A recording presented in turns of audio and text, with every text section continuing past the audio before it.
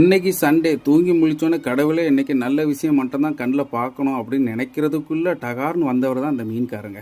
டகார்னு நமக்கு கடவுள் மனசில் நினச்சதை டகார்னு கண் முன்னாடி நிப்பாட்டிட்டாருன்னு பார்த்தா என்ன மீனியாக இருக்குன்னு கேட்க, ஆஹா நெத்திலி மீனும் மணப்பாட்டு சாலைன்னு சொல்ல, என்ன அது மணப்பாட்டு சாலையா, மணப்பாட்டு சாலை எப்படியா சென்னையில் கிடைக்குன்னு கேட்க, ஓ கடலெல்லாம் ஒன்று தானேயா அங்குள்ள மீன் இங்கே வந்துட்டுன்னு சொல்ல, மணப்பாட்டு சாலைனாலே ஒரு ஃபேமஸுங்க எங்கள் ஊரில்.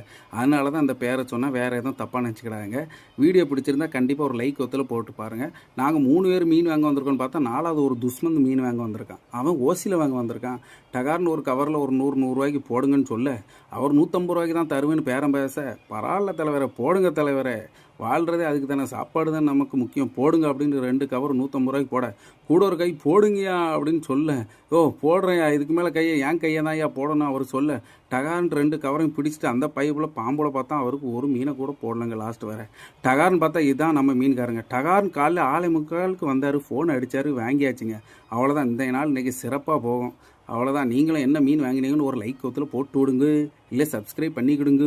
இதேமாரி மீன் ஆர்டர் வேணும்னா டகார் நீங்கள் சேனலை சப்ஸ்கிரைப் பண்ணுங்கோ. இவனுக்கு ஒரு மீன் கூட கொடுக்கலையப்பா. சண்டே இவனுக்கு சண்டே கிடையாது.